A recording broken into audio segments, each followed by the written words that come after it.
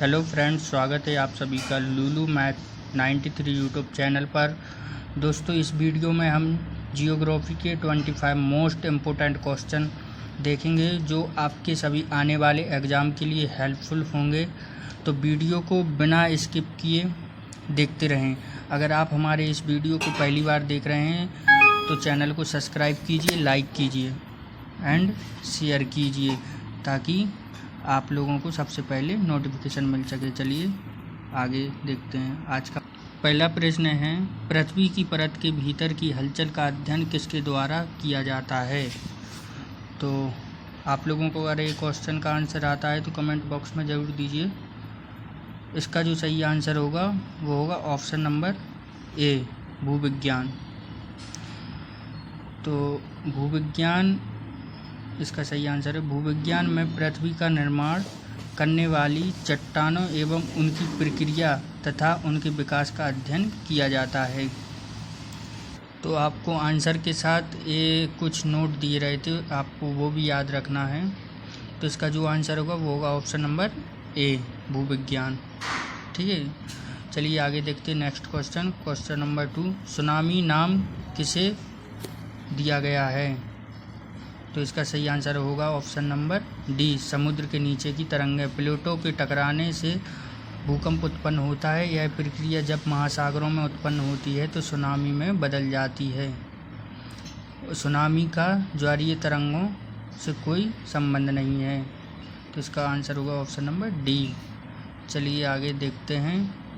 Next question number 3, भूकंप के परिणाम को मापने के लिए किस साधन का प्रयोग किया जाता है? तो इसका सही आंसर होगा ऑप्शन नंबर डी, सिस्मोग्राफ। भूकंप विज्ञान की वह शाखा है जिसके अंतर्गत भूकंप का अध्ययन किया जाता है। चलिए नेक्स्ट क्वेश्चन नंबर 4, विश्व का सबसे ऊंचा ज्वालामुखी कौन सा है? तो इसका सही आंसर होगा ऑप्शन नंबर बी, कोटोपैक्सी पर्वत। कोटोपैक्सी पर्वत सक्रिय ज्वालामुखी से बना है। यह पर्वत इक्वाडोर की राजधानी क्योटो में स्थित है।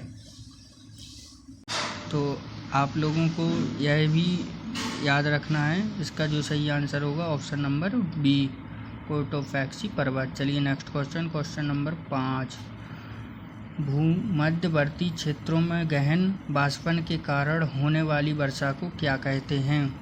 तो इसका सही आंसर होगा ऑप्शन नंबर डी, संवहनीय वर्षा। चलिए नेक्स्ट क्वेश्चन नंबर 6, पृथ्वी पर सबसे शुष्क स्थान कौन सा है? तो इसका आंसर होगा ऑप्शन नंबर बी, चिली।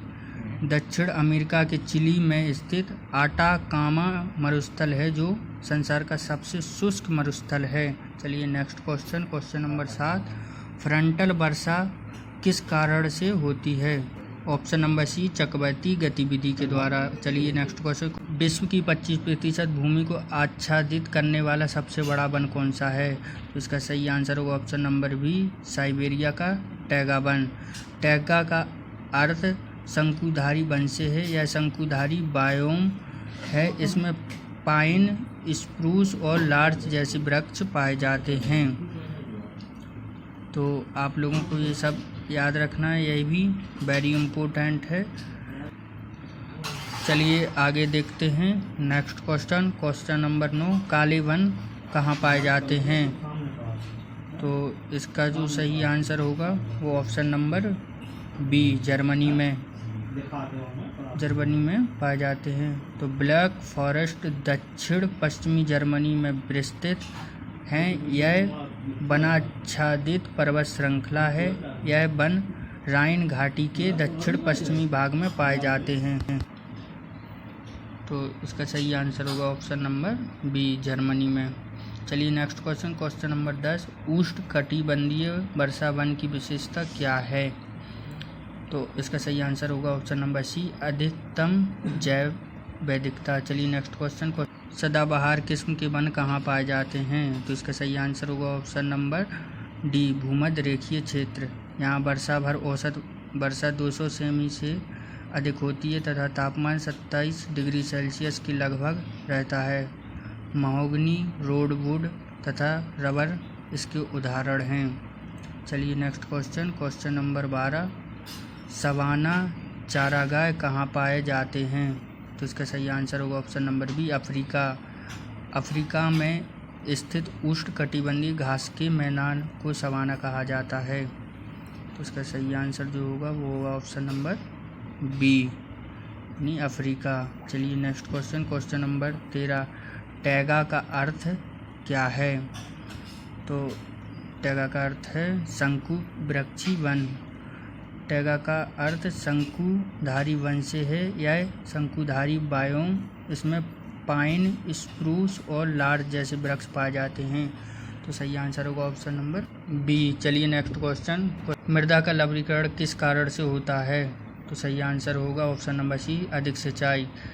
क्योंकि पानी के लवणीकरण होने पर मृदा का नमक की परत जम जाती है। संचित भूमि पर वाष्पीकरण होने से कारण मृदाएं अपारगम बन जाती हैं। चलिए नेक्स्ट क्वेश्चन नंबर 15, कॉफ़ी क्या होती है? तो इसका सही आंसर होगा ऑप्शन नंबर सी, उष्णकटिबंधीय झाड़ी। कॉफ़ी एक उष्णकटिबंधीय उच्च जड़ी का पौधा है जो 500 से 1500 मीटर की ऊंचाई पर उगाई जाती है। ब्राज़ील से साओ पोलो को विश्व का कहवा पात्र कहा जाता है। तो आप लोगों को ये याद रखना है। चलिए आगे देखते हैं नेक्स्ट क्वेश्चन नंबर 16, विश्व की सर्वोत्तम कपास की किस्म को क्या कहते हैं? तो इसका सही आंसर होगा option number A, sea island. कपास की किस्में रेशे की लंबाई, उत्तम चमक एवं विशेषताओं के अनुसार निर्धारित होती है। छोटे और मध्यम रेशों वाली किस्म की अपेक्षा लंबे रेशे वाली किस्में सर्वोत्तम होती हैं। तो आप लोगों को यह भी क्वेश्चन याद रखना है, यह भी वेरी वेरी इम्पोर्टेंट क्वेश्चन है। चलिए आगे देखते हैं।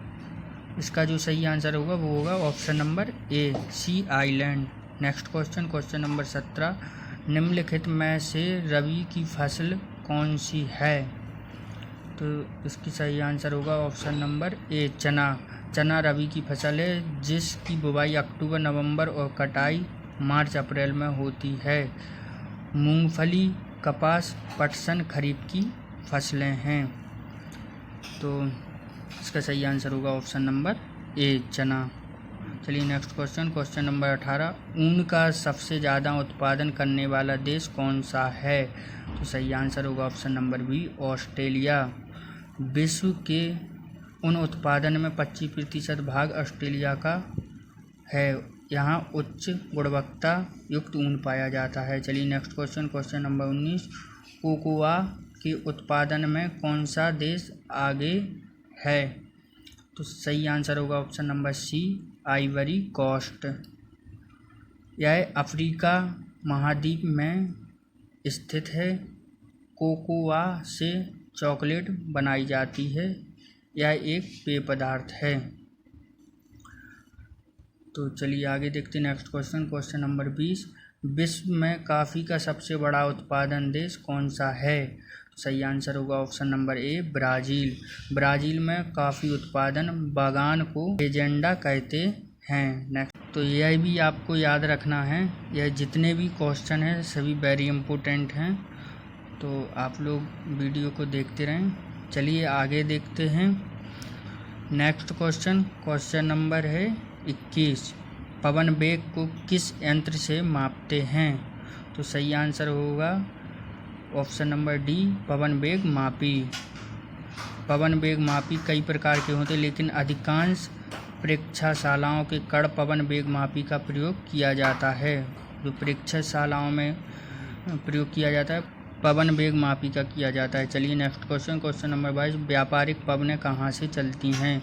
तो सही आंसर होगा ऑप्शन नंबर सी, उषोषण उच्च ताप से। चलिए नेक्स्ट क्वेश्चन नंबर 23, चारागाह को पंपास कहाँ कहा जाता है? तो इसका सही आंसर होगा ऑप्शन नंबर बी, दक्षिण अमेरिका में। दक्षिण अमेरिका के अर्जेंटीना के क्षेत्रों में फैले शीतोष्ण कटिबंधीय घास के मैदान को पंपास कहा जाता है जो चारागाह के लिए प्रसिद्ध स्थल है। तो इसका सही आंसर होगा ऑप्शन नंबर बी। चलिए आगे देखते हैं नेक्स्ट क्वेश्चन नंबर 24। चीन सागर में आने वाली उष्णकटिबंधीय चक्रवात का नाम क्या है? तो सही आंसर होगा typhoon, option number D, typhoon. Typhoon एक जापानी शब्द है, यह समुद्र से उत्पन्न होता है। इसको अलग अलग नामों से जाना जाता है। भारत में इसे चक्रवात के नाम से जाना जाता है।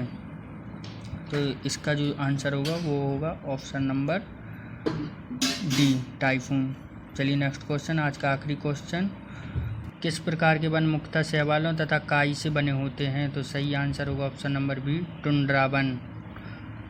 यह एक बायोम है। टुंड्रा शब्द फिनिश शब्द से आया है। टुंड्रा प्रदेशों के 3 प्रकार हैं, आर्कटिक टुंड्रा, अल्पाइन टुंड्रा एवं अंटार्कटिक टुंड्रा। तो इसका सही आंसर जो होगा वो होगा ऑप्शन नंबर बी, टुंड्रा वन। चलिए आज इतना ही। उम्मीद है कि आप लोगों ने इसको ध्यान से पढ़ा हो। इसका जो आंसर होगा वो होगा ऑप्शन नंबर बी, टुंड्रा वन। तो आज के लिए इतना ही।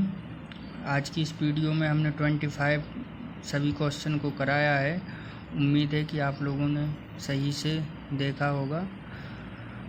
आशा करते हैं कि आपको हमारी यह वीडियो पसंद आई हो, तो इसलिए लाइक करें, शेयर करें एंड सब्सक्राइब करें, ताकि आप लोगों को आने वाली वीडियो का नोटिफिकेशन सबसे पहले मिल सके। धन्यवाद।